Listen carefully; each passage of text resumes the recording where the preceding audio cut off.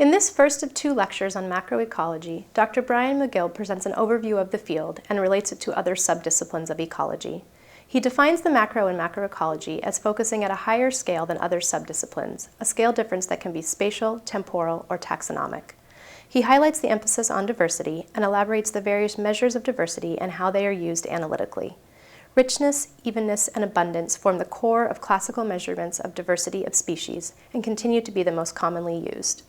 He also highlights additional measures like beta diversity, which measures change in diversity over space or time and is often used to measure the composition of a community or ecosystem. He also notes other measures of diversity in the ecosystem, including functional diversity and taxonomic diversity. So I am going to talk about macroecology. I think probably the etymology of that word is pretty obvious. Macroecology just means big ecology. And large in scale.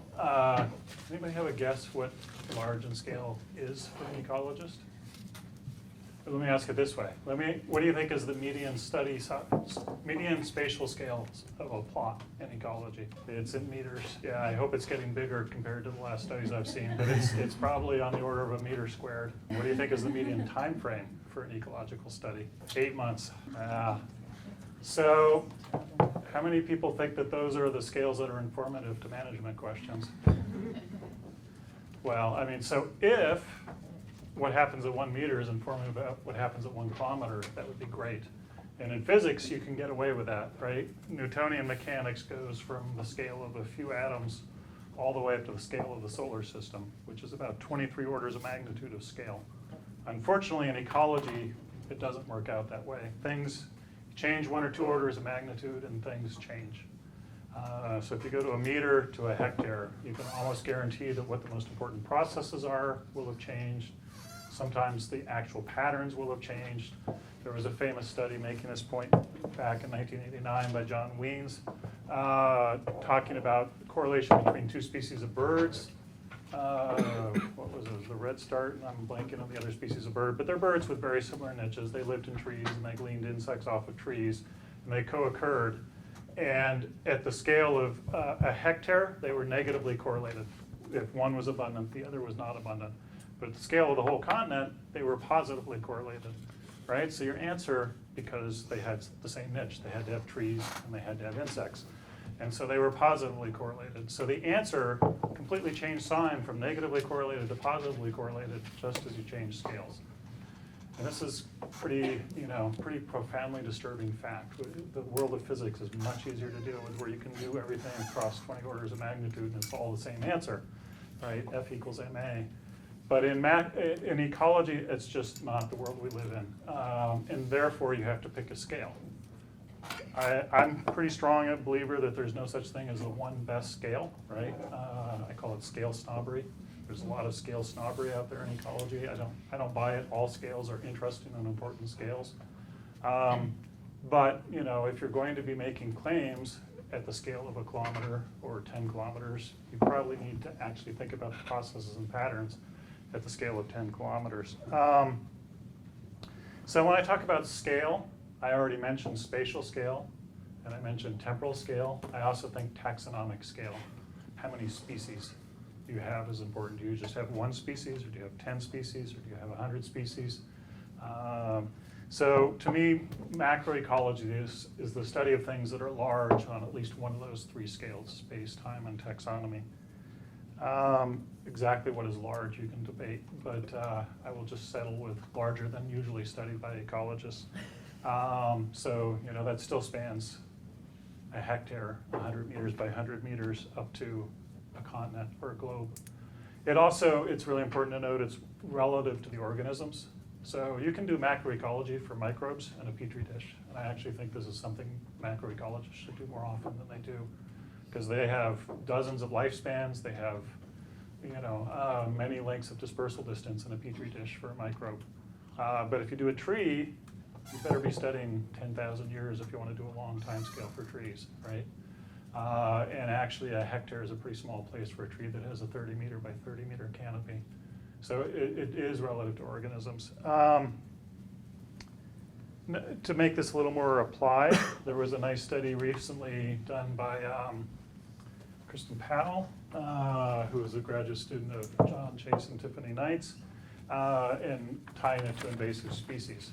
And so she studied the change, I'm not going to get into the exact measurement, but change in number of species versus a scale in meters squared of invasive species. So a lot of people have gone out and said, oh, an invasive species came in, let's compare control plots with no invasive species to impacted plots with invasive species, and let's see how the species richness changes. What would you guess is the answer? Invasive species increase richness, decrease richness? Decrease. Most people would say decrease. No change, increase. What if I told you it was an ill-formed question and it's scale dependent, and the answer is it looks like this? This actually being negative and this being positive. It decreases species richness at very small scales, which makes it intuitive sense. You can only fit so many organisms. And here, small scales is like a meter squared plot. And at larger scales, it oftentimes actually increases species richness because there's one more species in the area hanging out.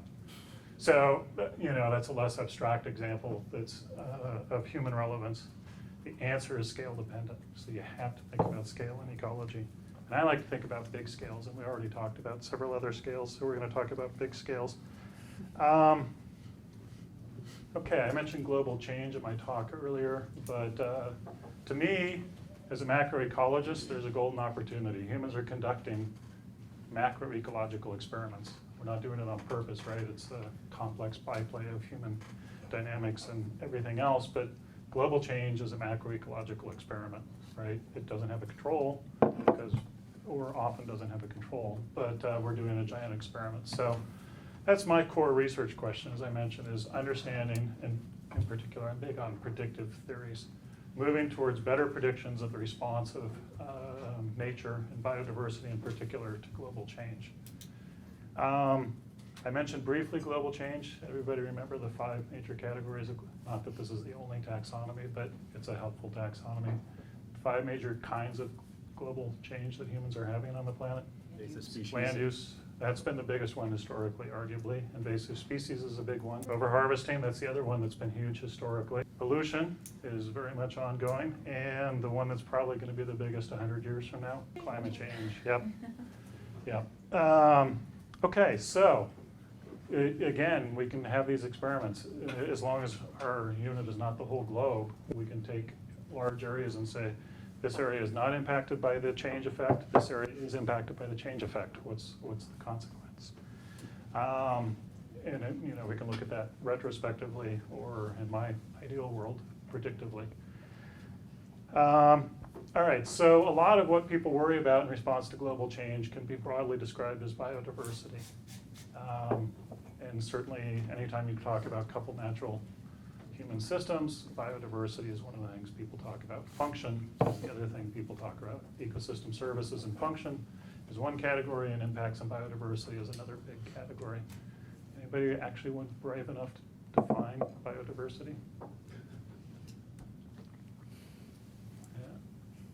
I mean, it is actually a harder concept to define than it sounds like. The Convention on Biodiversity, the Montreal Protocol, goes on for 2 pages about what biodiversity is.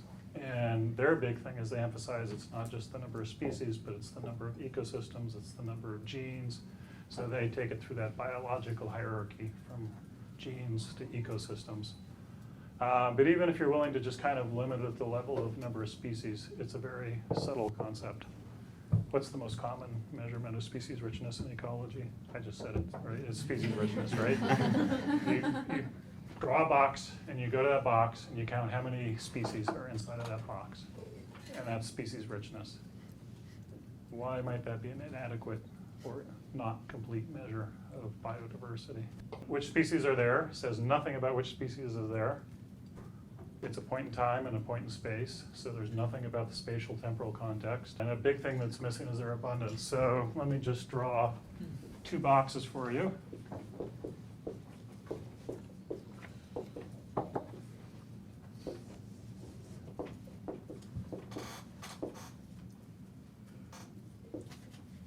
So those 2 boxes have the same species richness. Would you say they're equally diverse? No, they're not equally diverse. Most people would say this is more diverse than this, right? And this is broadly captured in ecology by the concept of evenness. This is very uneven. This is actually too even. Nothing in nature is actually this even. But so more even is another aspect of diversity. And in fact, ecologists like to write this formula: diversity equals richness plus evenness. You can actually make that a mathematically true formula if you pick exactly the right measure of evenness and exactly the right measure of diversity. I think it's more useful just as a conceptual formula, but the diversity has two components of richness and evenness. Okay, richness is another thing that's hard to measure. If one of my boxes has 10 individuals and another one of my boxes has 20 individuals, which one do you think is going to have more species? The box with 20, right? Almost certainly that's actually going to have more species. Is that actually a change in species richness, or is that just a change in productivity and number of individuals in the box? It's very hard to separate those two apart, right?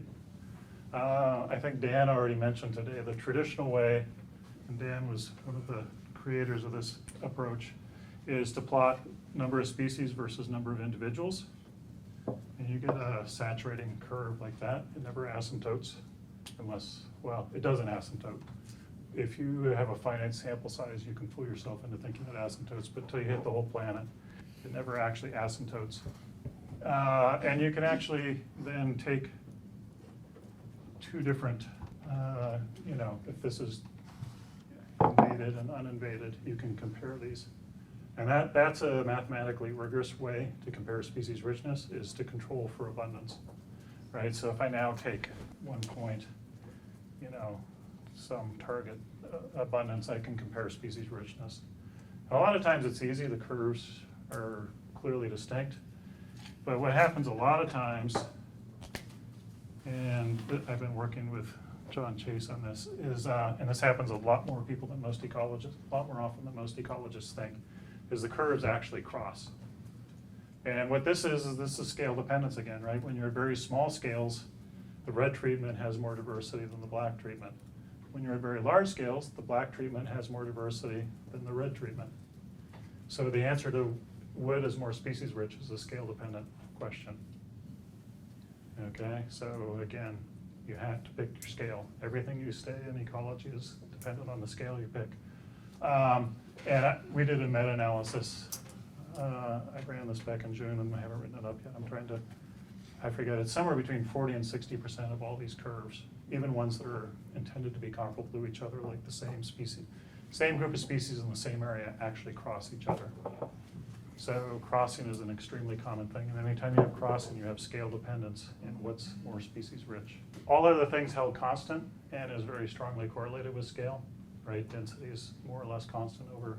But in the context I'm talking about, where you're doing these treatments like invasive species or fertile nitrogen deposition or something, oftentimes the primary effect can be on N. And and if you just look at species richness, I can't tell you how many times there are these box plots that look like this, where treatment and control, and it looks like, and this is richness, and it looks like the richness has gone up drastically. But then you go back and you do a rarefaction plot, and what you really have is one curve that looks like this and one curve that looks like this. And so there's been no actual change in richness, but the main human impact has actually been on abundance. And this is actually, I would argue, an extremely common situation. So if you want to measure human impacts on biodiversity, you need to look at richness, you need to look at evenness. But I would argue, whether you want to call N biodiversity or not, if you care about human impacts, you really have to look at N, density, number of individuals per area, because that is very often the single biggest human impact. And then the nice thing about rarefaction curves is you can start to separate those two things out. You can look at the effect of N. S is a function of N innately. S depends on sample size, but using rarefaction curves, you can separate the sample size effect from the actual underlying species richness effect. That make sense to everybody? Okay. So I want to take a little bit of a divergence and talk about evenness. Make sure I'm not skipping anything here. Yeah, okay, so I want to spend a little more time talking about the evenness component. So I think everybody in this room would agree that one of the fundamental laws of ecology, I literally have never had, I've challenged people, I've never had a single person be able to produce a data set where this law is not true, as long as there's 3 or 4 species. But if you take a plot and you count how many individuals are in each species, right, and then you bin them into histograms, and so now this is not species richness, this is number of species that have n individuals, okay? And I draw this plot. What would you guess that looks like? Totally even would look like this, right? No, wait, I'm sorry, totally even would look like this. Every species has the same abundance, right? That never occurs in nature. So total perfect evenness looks like this, right? Everything has the same abundance. I already said that never occurs in nature, and you know that looking out the window, right? Around here you probably have a lot of beeches and a lot of tulip poplars in an undisturbed forest, right? And then things like elms are less common. Well, so let me put up 3 options. Option blue. No, I'm just going to put up 2. How many people vote for option blue? How many people vote for option black? Yeah, it's extremely skewed. There's many, many rare species and only a few very common species.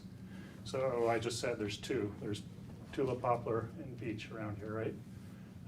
And in fact, that seems to be a kind of a general rule that if you go across any forest in North, Dan's already thinking about counterexamples. Yeah, so people who study this field like me get really excited about the really small bends in these curves and whether the mode is interior, meaning, or at the edge. But I will stick by the general claim that this highly skewed distribution of a few common species and many, many rare species seems to be quite universal. And in fact, it's so skewed that almost always when we study these things, we put it on a log scale. So we go to log n and number of species. And what happens here varies from system to system. At some points on a log scale, it starts to look very normal-like. So you have a lot of species that have 4, 5, 6, 8 individuals, and then only a few species that have 100 individuals, and actually only a few species that have 1 or 2 individuals.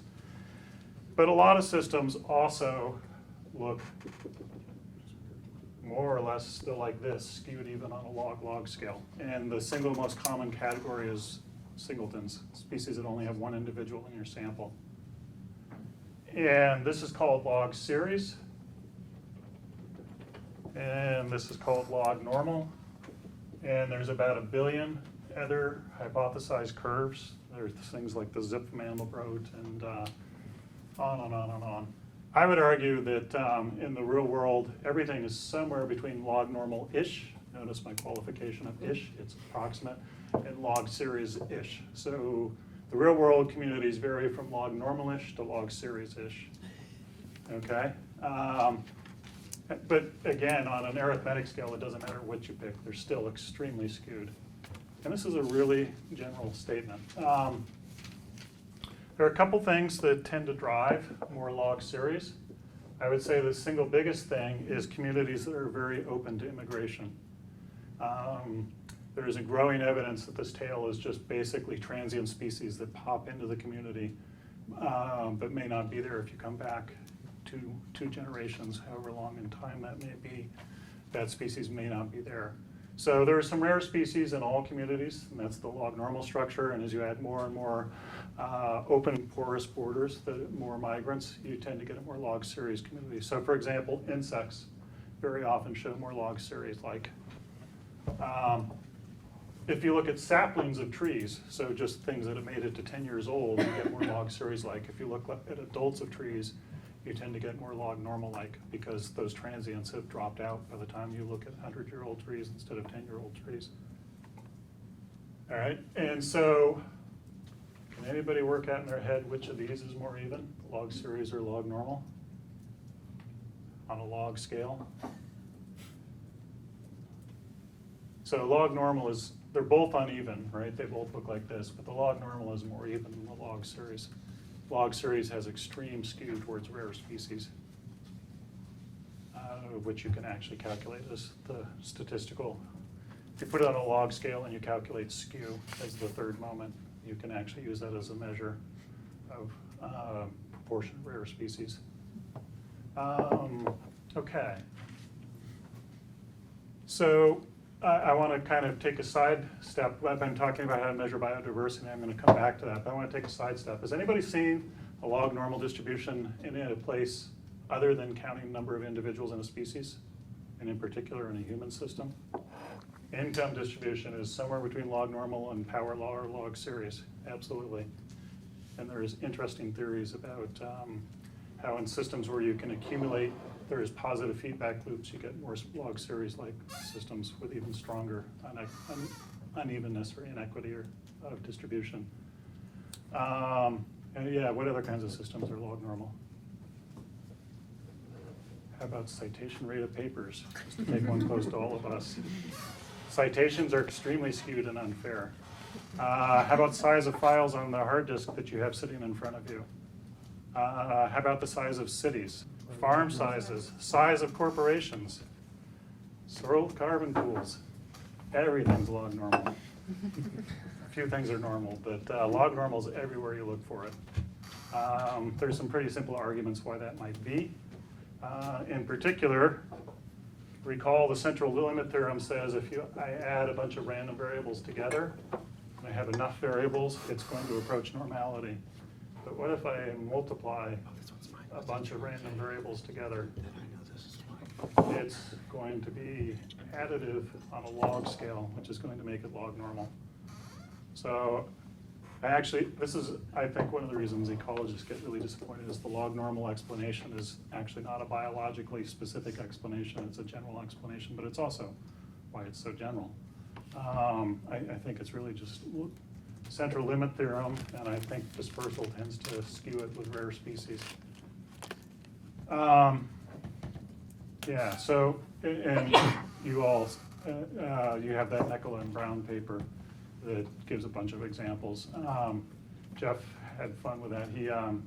He likes Cowboy Junkies, and so the frequency of songs played is log normal, right? I mean, you can find the usage of ingredients in world cuisines is log normal, right? Things like cinnamon are used everywhere, and then there's obscure spices that are only used a few places. Everything is log normal. There's actually an argument that human height, which is the canonical example of normality, is actually log normal. It's better fit by a log normal distribution than a normal distribution. But anytime you get multiplicative processes, and when would you get multiplicative processes? How about growth, right? Anytime you're thinking exponential growth, you're really thinking multiplicative processes. What about populations of individuals growing? That's multiplicative, right? Physical growth, ontogenetic growth of a human being or an animal is multiplicative. Growth of a city is probably multiplicative, right? Growth of income appears to be so all these things end up log normalish. And again, I don't get too excited about the debates about whether it's, which exact distribution, but things are log normalish to log series-ish, and log series-ish seems to be mostly about transients coming through the system. Okay, so I want to go back to measuring biodiversity.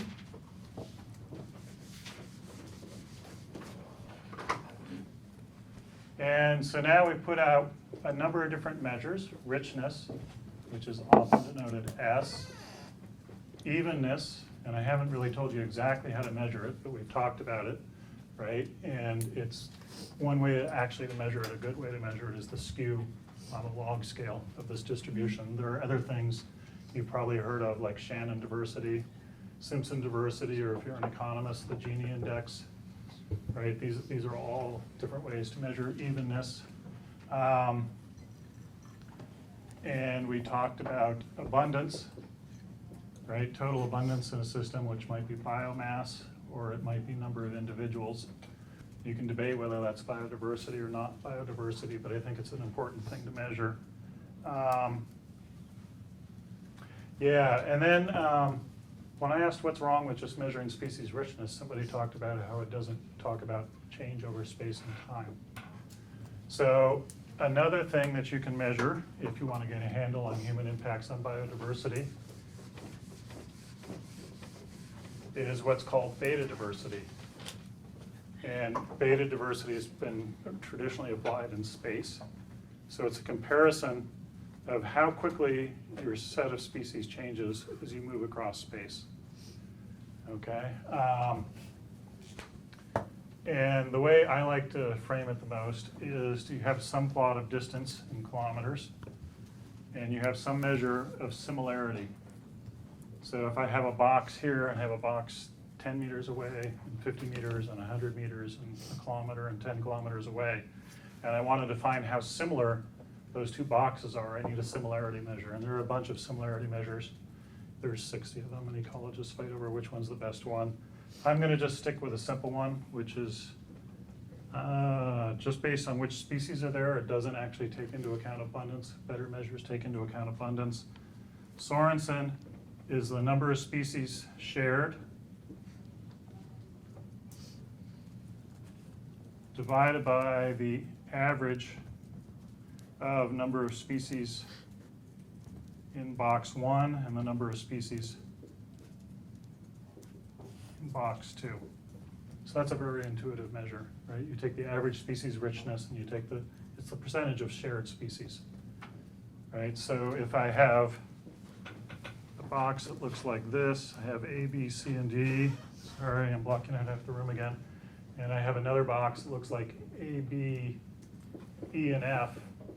Sorensen would be 50%, right? There's 50% shared between these two. Okay, and so I can plot Sorensen versus distance. What do you think what do you think similarity versus distance looks like? Is it a line that goes up, down, or flat? Down. Goes down. That actually, anybody know Toedler's first law of geography? Things are similar to each other, but things that are more close are more similar. It's a statement of spatial autocorrelation. Well, this is the ecologist version of that. It's called the decay of similarity with distance curve, and it's convex because it has to asymptote to 0, right? You can't be negatively similar. So it starts very high. In fact, at distance of 0, it starts at 1, unless there's sampling noise, in which case it may start a bit below 1, and then it declines eventually towards 0. And you can use this, the slope of this curve as a, sorry, I gotta stay over here. Use the slope of this curve as a measure of beta diversity. If it's a very steep curve, you're losing similarity very quickly. And if it's a very flat curve, you have similarity over very long scales. Okay, so that's my favorite measure of beta. There are other arguments out there, but that's my favorite measure to operationalize beta diversity. And in practice, I like to fit an exponential curve, right? E to the minus KD, and the decay constant is my measure of beta diversity. But you could do worse things than just fit straight line curves and see who has the steeper slope. Everybody with me on that as a measure of beta diversity? When beta diversity is very high, it's like every time I move to the next plot over, I have a new set of species. This is the tropics, right? When beta diversity is very low, every time I move the next plot over, nothing changed. This is the boreal forest, right, up in Canada. Yeah. What would you guess the human, well, actually, let me save this. So spatial beta diversity. One more thing you can do. So this is taking one plot and then moving to adjacent plots at the same point in time. What if I stand in one plot and sit there and watch things change through time? Right, this would be temporal beta diversity. And do you think things change through time? Yes, of course they do, right? And they may change slower or faster, right? So some places may have very rapid turnover, and this is going to be scale dependent, right? If I'm looking in the ocean and I take a liter of water, that's going to change radically just because the currents are, right, it's a very well mixed system. And it's going to change faster in high diversity systems than low diversity systems. Lots of things may influence spatial and temporal beta diversity. But these are basically derivatives of species richness across space and across time. They're, well, not exactly species richness. They're derivatives of composition, community composition across space and across time. All right, so I've argued, in fact, one of the papers we put in the list to read, we left out evenness, but I think these are the 5 main things that you want to look at to measure human impacts on a system.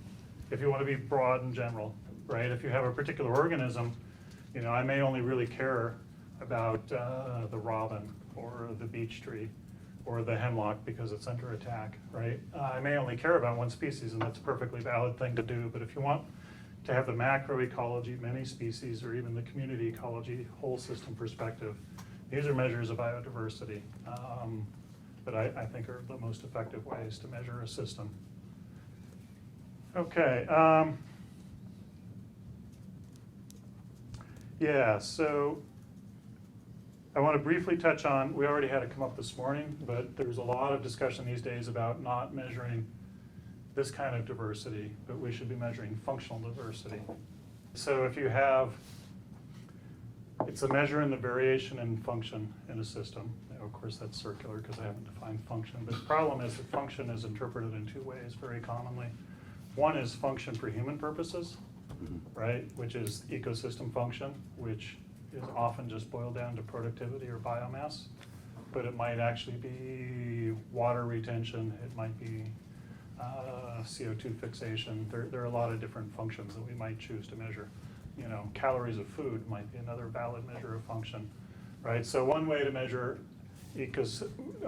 functional diversity is to measure how much variation in traits that affect function that humans care about, right? And you may have a system that only has non-nitrogen fixing plants, or you may have a system that has nitrogen and non-nitrogen fixing plants, and that's going to be an increase in variation in function. You may have a system that only has traditional photosynthesis or that has CAM and C4 photosynthesis. You may have variation in drought tolerance, right? That's a less obvious functional trait, but likely if you have variation in drought tolerance, you'll have a system that's more resilient to natural perturbations. So that could be functional diversity. The other way to define function is function and its ecosystem. This is closely related to the idea of niche, right? And this gets back morphological traits that Dan talked about could be considered functional. If you're in the plant world, we have this weird set of physiological traits that we've decided is functional. So leaf thickness, leaf lifespan, nitrogen concentration in a leaf, which is a strong proxy for photosynthetic rate. It's also a strong proxy for herbivory, anti-herbivory compounds. Wood density, which is a strong proxy for rate of tree growth and for resistance to wind blowover. These are the things plant people like to measure. Bird people like to measure beak width and depth, tarsal length, which has influence on how you perch, wing length or wing to chord length, which has to do with whether you're a dive-bombing flyer or a flutter flyer or a hover flyer. So these are all different kinds of traits people like to measure. People and fish, diet is a big one that's categorical, so it's kind of messy to deal with, but are you an herbivore, omnivore, or carnivore? I think it's important to keep in mind, number one, that function is in the eye of the beholder, right? So function may be related to an ecosystem function that humans care about. Many more basic ecologists define function as a relationship to fitness, so it's predictive of fitness. Or it may just be related to the sort of classic Peltonian and Grinnellian definitions of niche, of what habitat space is. Those are all different concepts of function. One's not necessarily, it depends on your goal. Yeah, but then there's also this trade-off between easy to measure and close to the kind of function you want to do, right? So peak photosynthetic rate is a medium difficult trait to measure, right? It's harder to measure than thickness of a leaf. But on the other hand, if you take a life or a machine and clamp it on a leaf for long enough, you've got a peak photosynthetic rate. Of course, if it's the top of a tree, you have to get a crane, which is, but that's at least a little bit closer to many of the functions, whether it's a fitness function or an ecosystem function, that's a little bit closer. Maximum tree height might be even closer to the ecosystem function for carbon fixation in the long run. So there's a trade-off between traits that are easy to measure and traits that are close to the function that you're interested in. And I don't think functional ecology is fully worked out. Well, there's probably not an optimal spot. It depends on the goal, but there's definitely trade-offs of that measurement access. All right, so we have functional diversity. And another kind of diversity, I think Dan already mentioned it, but taxonomic diversity. And taxonomic diversity is, if you think about the tree of life, right, very simple tree of life with 6 species. The taxonomic diversity of this group is obviously different than the taxonomic diversity of the group marked in black, right? This blue group is fairly closely related and has less. Taxonomic diversity is sometimes defined as the amount of evolutionary history that's captured by your sample. So this has less taxonomic diversity, whereas these 3 species would have a much larger taxonomic diversity because it goes much deeper in the tree of life. And one reason to care about taxonomic diversity is it's a good proxy for functional diversity and species richness. Except it's a lot harder to calculate than species richness. It's probably harder to calculate than functional diversity too, although you can go back and forth. Well, the taxonomic is capturing all the dimensions of functional traits, and we only measure a few, so it's a richer measure.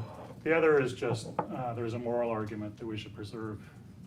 Earth has spent 4 billion years creating this diversity, and if we believe there's a moral argument to preserve biodiversity, this is something we should care about.